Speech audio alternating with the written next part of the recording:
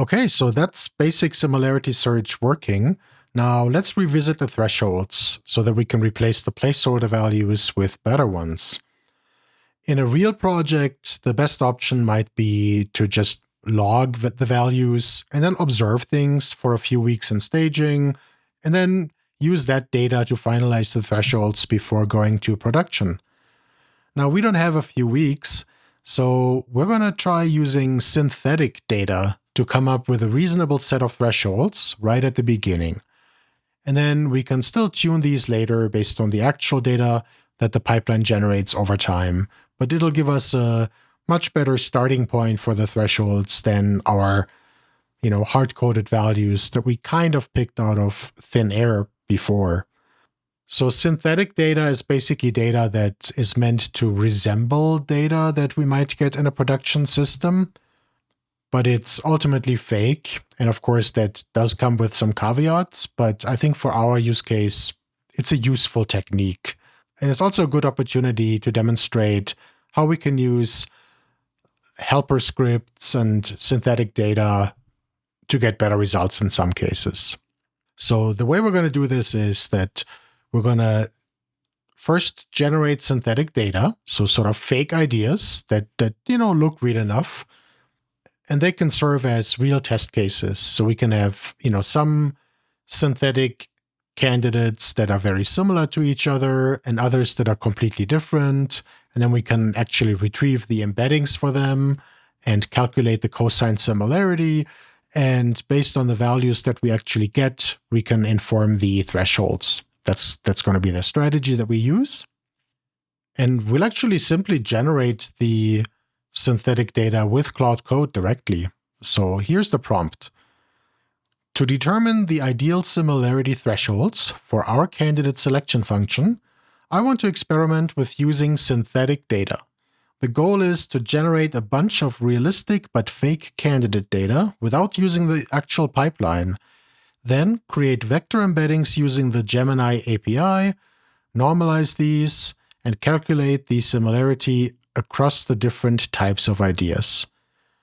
Actually, instead of Gemini API, let's say Gemini embedding model, because I do want to use the Pydantic API just to not mislead it. Okay. Create a JSON file, syntheticcandidates.json, that contains synthetic candidate data. Feel free to limit to only those fields that are actually used for the embedding. Make sure we have a good spectrum of data that covers all the important cases. And then I'm going into some more detail here. Begin with two completely different ideas in a different space. Say one B2B and one consumer product. Call these candidates alpha and beta. Now, for each of these, come up with at least one candidate that is almost identical, just phrased slightly differently, one candidate that solves a very similar problem but in a different way, one candidate that's in a similar space but solves a different problem, one candidate that's completely different. Feel free to come up with other examples if you think they're useful. Annotate the candidates in the JSON file so that it's clear which one is which. Then write a utility script that reads this JSON file and uses the same API we use in production, using Pydantic AI and Gemini embedding model to generate the embedding for each of these candidates. Make sure it's normalized. Then calculate all the similarity permutations using the same approach we use in production, and write these to another JSON file so I can analyze these to identify the appropriate thresholds. Now that's a long prompt, but hopefully this all made sense. So let's see what Claude does with this. Okay, Claude is done. Here's what I created. Syntheticcandidates.json. Let's pull this up. 11 synthetic candidates with 2 origin ideas. Alpha, so we have this here. A B2B supply chain visibility SaaS, and beta, consumer pet nutrition DTC brand. Okay, those certainly sound different. For each origin, there are 4 variants. Near duplicate, that's the same idea rephrased. Similar problem, different solution, that's the same problem, different approach. Same space, different problem. Okay. Completely different. +1 blend candidate that crosses both spaces. Pet food supply chain traceability. Okay. Each candidate has only one-liner and solution overview, the two fields used for embedding and production. Perfect. And then the script, we'll look at that in a second. So you just run this, and it reads the synthetic candidates JSON, embeds using the same Gemini embedding model, settings, normalization as production, computes all pairwise cosine similarities. And the cosine similarity, by the way, can be calculated as the dot product of vectors. That only works if the vectors are normalized. So that's another good reason why we make sure to use normalized vectors. And then write similarity results.json with the full similarity matrix, all pairs ranked by similarity and metadata, and then print a summary table. Okay, perfect. So let's take a quick peek at the actual JSON here. One-liner. Now, these might not be exactly like what Gemini returns, right? The system prompts are going to be different and so on. So this just needs to be somewhat plausible, and it'll probably be better than, again, the thresholds that we pull out of thin air. But do keep that in mind. This is only going to be as good as the synthetic data that we're generating here. But that looks pretty good. Then we have the rephrase. So instead of real-time supply chain visibility platform that helps mid-market manufacturers predict and prevent disruptions before they cascade, we have predictive supply chain monitoring tool for mid-size manufacturers to spot disruptions early and avoid costly stockouts. So certainly very different phrasing. I'm not going to read all of this, but I think you get the idea. So then we have a similar problem, supply chain resilience via different approach. Manufacturing says, but different problem. And then completely unrelated, we have personalized sleep coaching app that combines wearable data with cognitive behavioral therapy techniques to cure chronic insomnia without medication. I could use this actually. Okay. And then for beta, we have this consumer pet nutrition DTC brand. Interesting. Consumers complete a detailed pet profile quiz. A proprietary nutrition algorithm selects from a library. Okay, looks interesting. And then the rephrase. Yeah, just different wording, but similar problem. Okay, I think these are pretty good examples. What's this blend here? Supply chain traceability platform for premium pet food brands that proves ingredient sourcing and freshness claims to skeptical consumers. Cool. So let's run the script. So I think that should be the right incantation. Oh, that was quick. Very cool. Print some output. And it also should put the same thing. Yeah, so here's a JSON version of the output. And then down here is what it actually printed on the command line. Let's look at the JSON. I see. So there's the ideas themselves. And then we have the similarity matrix. I see. So for each candidate, we have a nested element with the one that we're comparing. We even compare the item with itself, which of course is a 1.0, right? They're identical. And then we get values here in these ranges. So for this alpha one, for example, we get values anywhere between, what's the lowest here? So that's quite telling. So even beta, which is a completely different idea, still has a similarity of 0.78 or almost 79, right? So that's still a pretty high number, even though it's a completely different idea. So I think our thresholds might be a little bit too strict. We might be able to relax them a little bit. Alpha rephrase, that's pretty, right? So this is a fairly high value. This is essentially the same idea, just different wording. So this would firmly fall into our kill zone. The problem is, like, similar problem also falls into our kill zone right now because we tentatively went with 0.85.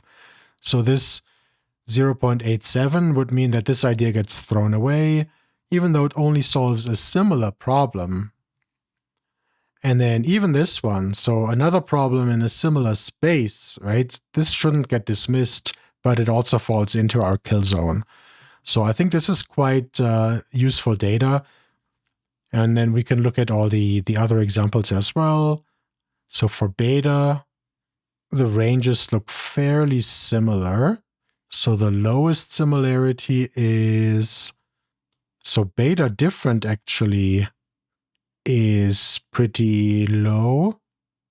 And alpha similar problem, that's interesting too, right? So this idea that we labeled as beta, this pet idea, is about as similar to this sort of B2B problem as it is to this other problem in the same pet space. So I think this will be very useful.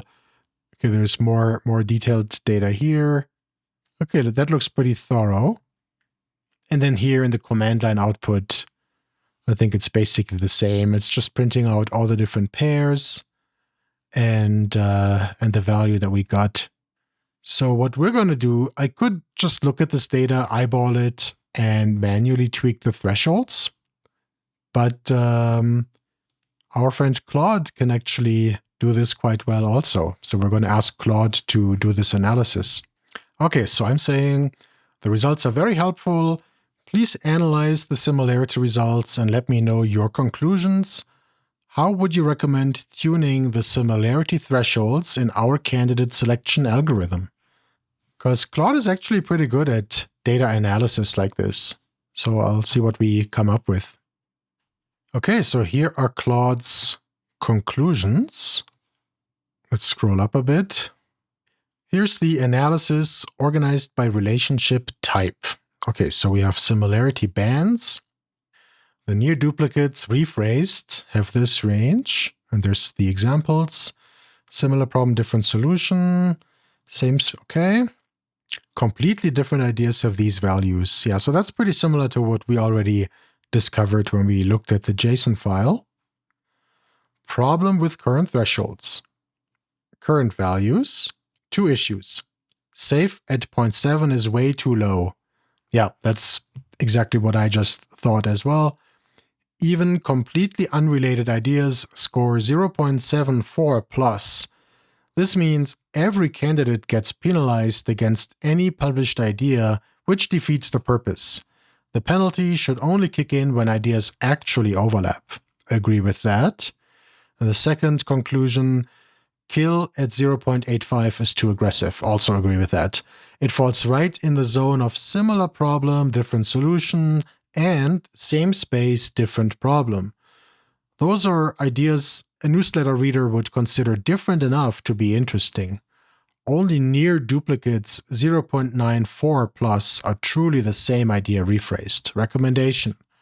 Okay, so Claude recommends raising the safe threshold from 0.7 to 0.87. Let's through everything below similar problem, different solution with no penalty. Same space, different problem ideas pass cleanly. So those would be 0.81 to 0.87. Okay. And then the kill threshold, it recommends raising from 0.85 to 0.95. Only kills near duplicates, which are 0.94 to 0.96.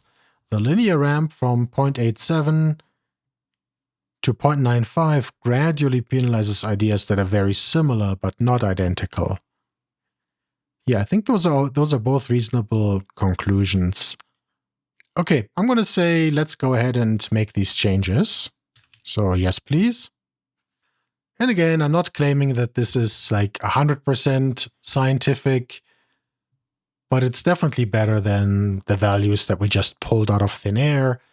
And then over time, you're just going to need to observe the results of the pipeline, the candidate selection, make sure you have the right logging in place, and then continue to dial things in as needed based on what you observe.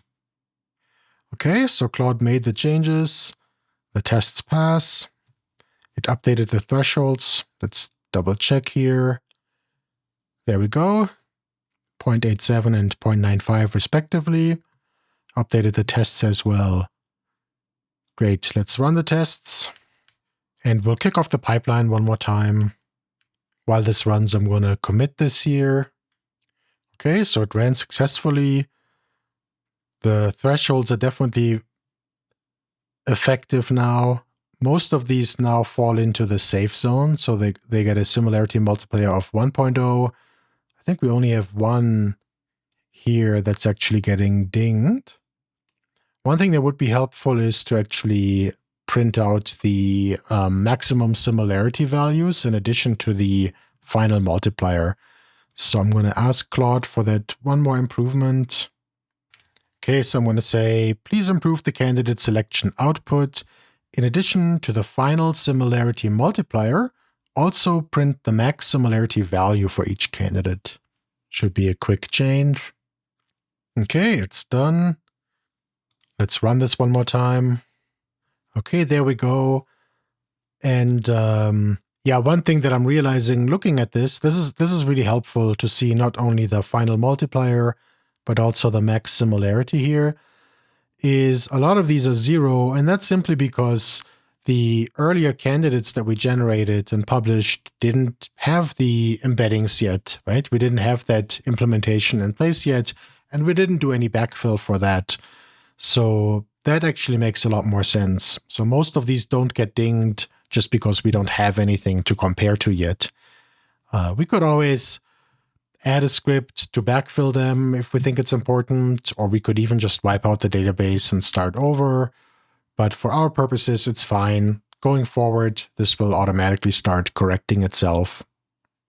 The important thing is to dial this all in development so that by the time you go to production, everything is well tuned. So I'm happy with these results. Now we can make sure that we publish candidates that are diverse enough so we can cycle through the different archetypes we have. We're not going to repeat the same ideas over and over again, and we'll reward ideas that are fresh. So that's great. Commit this last change here. And with that, yeah, candidate selection is all done. We're going to do some other improvements in the next video.